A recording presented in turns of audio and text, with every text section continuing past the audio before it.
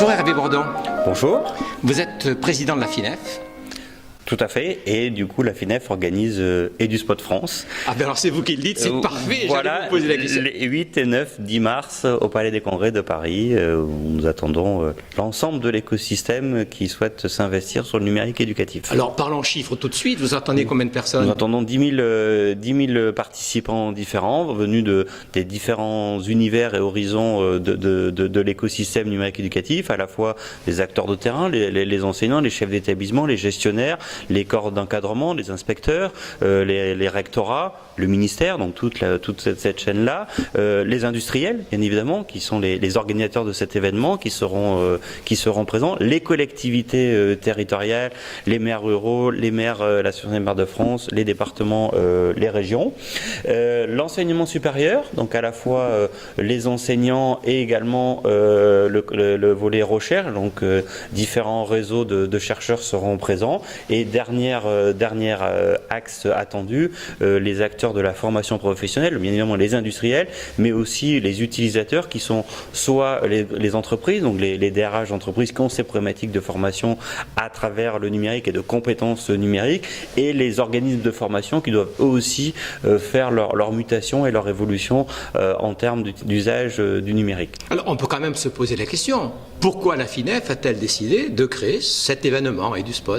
La FINEF est une association qui, depuis son départ, veut insuffler une dynamique sur l'ensemble de l'écosystème, et donc c'est revenu naturellement qu'il fallait un événement qui permette de fédérer et d'amplifier ces dynamiques-là, et donc la FINEF a fait ce choix de s'investir dans ce projet ambitieux, mais qui nous a paru nécessaire pour développer et accompagner globalement la transformation de l'éducation au sens large à travers le numérique, transformation de la société, et développer et structurer aussi cette filière qui est un gisement de développement économique et d'emploi important pour l'avenir. Alors il y a au plan mondial un événement qui est connu de tous ceux qui s'occupent d'éducation et de numérique, c'est le BET à Londres. J'ai entendu que vous disiez qu'en fait par rapport à cet événement qui certainement se trouve en ligne d'horizon, il y avait des originalités particulières pour EduSpot qui en font sa particularité française. Alors, quelles sont ces originalités? Effectivement, le BET est un exemple aujourd'hui qui nous a servi d'inspiration, mais les deux axes majeurs d'originalité par rapport au BET, c'est que c'est déjà un endroit où on aura à la fois de l'exposition, donc une vitrine du savoir-faire technologique des industriels, à la fois pour les visiteurs internationaux qui sont déjà nombreux pour cette première édition, et les visiteurs nationaux, et un endroit où on aura la possibilité de faire des ateliers de travail, des conférences, des formations, donc qui vont de formations de 30 personnes jusqu'à des grands amphis de 800 personnes dans des bonnes conditions de travail, et c'est ce qui ferait déjà cette première originalité. On n'est pas dans une configuration purement salon, c'est une forme hybride que l'on a mis en place. Et le deuxième axe et originalité, c'est que c'est un événement qui regroupe l'ensemble de la formation numérique, à la fois la formation scolaire, la formation supérieure et professionnelle, et l'enseignement tout au long de la vie, qui par exemple n'est pas du tout traité au sein du BET actuellement. Alors, faire en sorte que vous ayez l'espace salon et l'espace rencontre, est-ce que c'est cet espace rencontre qui, faisant l'originalité, manque un petit peu à la situation française?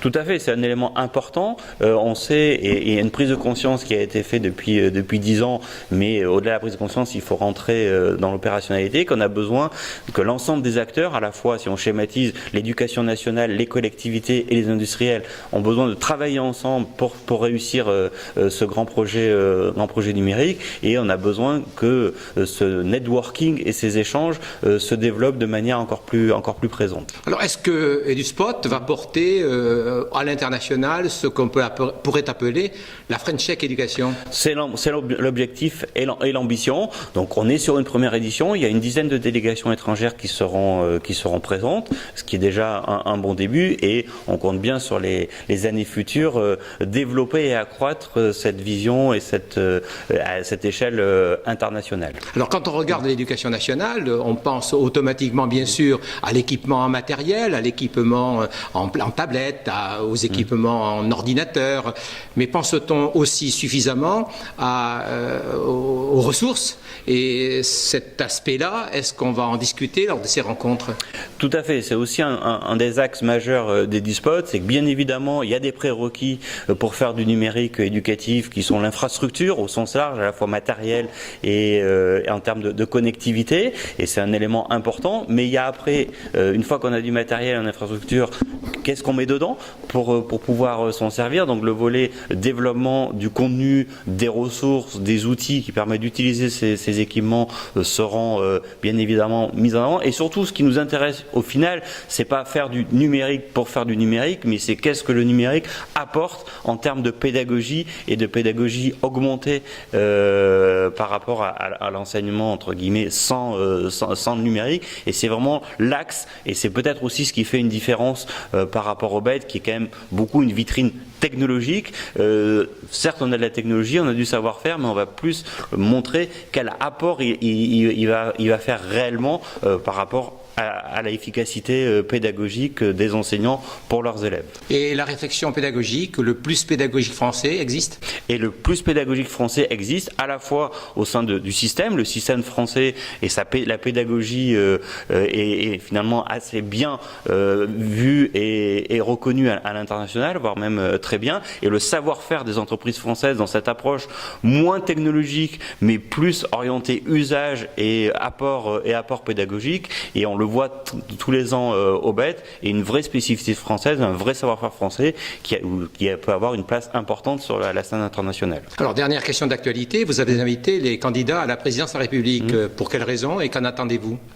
On les a invités pour les interroger sur leur vision et quelle était dans leur programme la place qu'ils accordaient au numérique, et au numérique notamment dans l'éducation. Alors pourquoi on l'a fait? C'est parce qu'on s'est aperçu que finalement, pour l'instant, c'était pas quelque chose qui ressortait de manière très évidente dans les programmes tels qu'on les connaît actuellement. Donc l'idée, c'est pour les obliger aussi à se dévoiler sur ce sujet-là, et peut-être aussi à leur faire prendre conscience des enjeux qu'il y a autour de ce sujet-là. Alors rappelez-nous les dates. 8, 9, 10 mars au Palais des Congrès de Paris. Merci beaucoup Hervé. Merci.